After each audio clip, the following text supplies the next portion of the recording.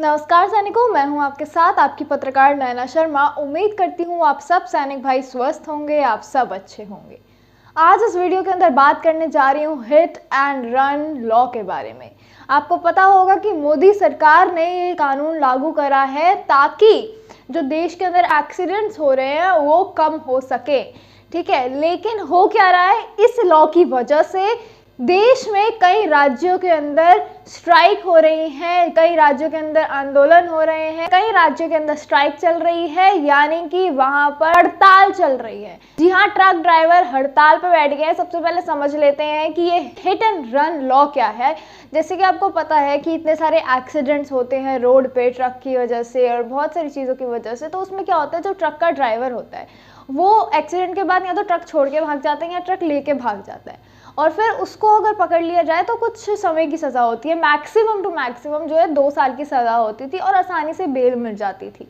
लेकिन अब इस कानून के अंदर उसको 5 से 10 साल की सज़ा हो सकती है और साथ ही में भारी जुर्माना उसे देना पड़ेगा। तो इस जो कानून का विरोध कर रहे हैं हमारे ट्रांसपोर्ट एसोसिएशन वाले, तो वो हड़ताल पे हैं। तो इसका डायरेक्ट इफेक्ट जो है पूरे देश पे पड़ रहा है, क्योंकि देश में अलग अलग राज्यों में दिल्ली, महाराष्ट्र, उत्तर प्रदेश, राजस्थान, छत्तीसगढ़, पंजाब, अन्य कई राज्यों के अंदर ये जो स्ट्राइक है वो चल रही है। और इससे जो लोग प्रभावित हो रहे हैं बहुत ज़्यादा, क्योंकि इस स्ट्राइक की वजह से अनुमान लगाया जा रहा है कि जो मेडिसिन, फूड, एसेंशियल सप्लाई, दूध, पेट्रोल, डीजल, गैस, इन सब के दामों में बढ़ोतरी हो सकती है। इनके सब के दाम जो है बढ़ सकते हैं। और साथ ही साथ आपको बता दिया जाए कि पेट्रोल और डीजल के दाम तो है बढ़ ही रहे हैं और बहुत जल्दी से पेट्रोल और डीजल ख़त्म हो रहा है। जैसे ही लोगों के बीच में ये अफवाह पहुंची कि पेट्रोल और डीजल के दाम बढ़ेंगे और वो ख़त्म हो रहा है, तो काफ़ी सारे राज्यों के अंदर वो ख़त्म भी हो चुका है। तो लोगों ने फ्यूल स्टॉक करना चालू कर दिया है यहाँ पर। और छत्तीसगढ़ के अंदर बता दें तो छत्तीसगढ़ में गवर्नमेंट ने वहाँ पर एक यूनिट फिक्स कर दी है कि पर बंदा कितना ही पेट्रोल ले सकता है, क्योंकि बहुत सारे राज्यों के अंदर पेट्रोल पंप पे पेट्रोल डीजल अब है ही नहीं। इसी के साथ आज़ादपुर मंडी की बात करते हैं, जो आपको पता है इतनी बड़ी मंडी है।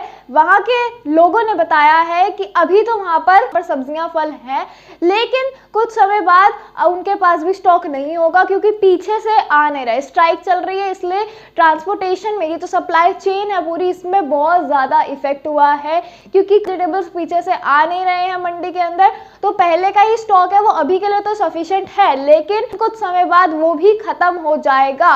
और अगर ये स्ट्राइक ऐसे ही चलती रही तो सब्जियों के दाम वैसे भी बढ़ रहे हैं। अभी भी आप देखेंगे सब्जियों के दाम 5 से 10% तक बढ़ते जा रहे हैं और भी बढ़ने की उम्मीद है।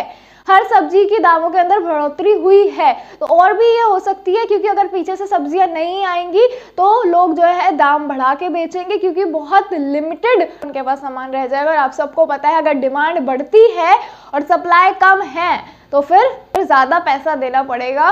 तो इसका जो डायरेक्ट इफेक्ट है वो आम जनता को पड़ रहा है, आम आदमी को पड़ रहा है, जो कि इस पूरी सिनेरियो में कहीं इन्वॉल्व भी नहीं है। उसने तो लॉ नहीं बनाया है, लेकिन फिर भी इफेक्ट हो रहा है वो आम आदमी, क्योंकि एक मिडिल क्लास बंदा कहाँ जाएगा, कहाँ से खाएगा। इतनी महंगी सब्जियां होती जा रही हैं, मेडिसिन महंगी होने की उम्मीद है, फल महंगे हो रहे हैं और एसेंशियल चीज़ों की सप्लाई पीछे से नहीं आ रही है। पेट्रोल डीजल खत्म हो गया, क्योंकि उसके भी टैंकर पीछे से आ नहीं रहे हैं। इस स्ट्राइक की वजह से बहुत सारे और व्हीकल स्ट्राइक के अंदर जुड़ते जा रहे हैं और ये पूरा एक हाईवे पे खड़े हुए हैं और कह रहे हैं आगे नहीं बढ़ेंगे।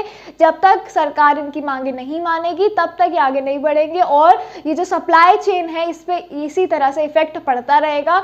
अभी तो इफेक्ट पड़ना चालू हुआ है, थोड़े समय तक भी अगर ये स्ट्राइक ऐसा चला तो जो सब्जियां हैं, फ्रूट्स है या मेडिसिन है या फिर जो एसेंशियल चीज़ें बाहर से आती हैं ट्रकों के माध्यम से, वो नहीं आएंगी और उसकी वजह से जो प्राइस है वो और ज़्यादा बढ़ता जाएगा उन चीज़ों का, क्योंकि स्टॉक बहुत ज़्यादा लिमिटेड रह गया अब लोगों के पास, दुकानदारों के पास बहुत ज़्यादा लिमिटेड स्टॉक है। और लोग तो फ्यूल स्टॉक करने में भी लगे हुए हैं ताकि उन्हें आगे जाके परेशानी ना हो। लेकिन अब क्या करना है ये तो हमारी सरकार को सोचना होगा, क्योंकि इससे आम जनता को बहुत ज़्यादा परेशानी हो रही है। तो किस तरह से इन चीज़ों को मैनेज करना है वो हमारी सरकार को देखना होगा। क्या करना है, ट्रांसपोर्ट एसोसिएशन से बात करनी है या किसी भी तरह से इसका जो समाधान है वो तो हमारी सरकार को निकालना चलना होगा, क्योंकि बहुत ज़्यादा इफेक्ट पड़ रहा है लोगों के ऊपर, आम आदमी के ऊपर, जनता के ऊपर, जिसका डायरेक्टली कोई इन्वॉल्वमेंट भी नहीं है उस चीज़ में, फिर भी जो जनता है उसमें बहुत ज़्यादा इफेक्ट पड़ रहा है। तो अब सरकार को जल्दी से जल्दी इस चीज़ पे कुछ करना चाहिए। आप क्या सोचते हैं वो मुझे कमेंट सेक्शन में ज़रूर बताइएगा। मैं हूं आपके साथ आपकी पत्रकार नैना शर्मा। फिर से मिलूंगी एक नई वीडियो के साथ, तब तक के लिए बने रहिए हमारे साथ। जय हिंद, जय भारत।